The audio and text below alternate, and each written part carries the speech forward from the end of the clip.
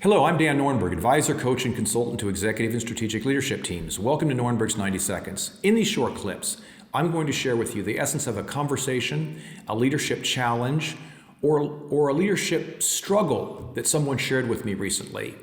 I'll briefly scope the situation, then in about 90 seconds, I'll tell you the tool, the idea, or the insight that we discussed that this leader could use to be more successful in the future. And in doing so, perhaps should you encounter a situation similar to this in the future, one of these Norenberg's 90 seconds might be of value to you. Let me share this week's situation. A leader recently approached me, and he said, "I can't get my leadership team to step up. Our discussions are not good, they're poor quality, no one challenges me in the leadership team, and at the end of the day, I'm making all the decisions. I'm frustrated, I'm tired, and I don't know what to do. Can you help me?" I agreed to work with this leader, and as part of our coaching program, what I agreed to do was also to observe several executive meetings where the CEO and his team were in action.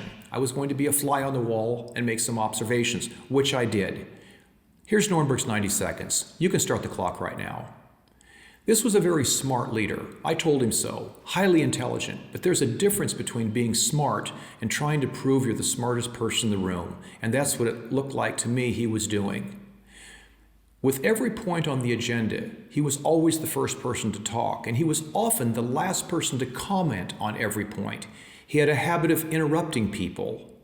And last but not least, when someone did make an idea or a suggestion, he always topped it off with a little suggestion to make it what he thought was a little bit better. But then that suggestion was no longer the suggestion of the person that made it, but it became the suggestion of the CEO.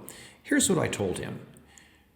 Don't be the first one to start the conversation. Let the team speak first, and if you have something relevant to say, then bring it in. Refrain from being the person who has to always add something or try to win an argument.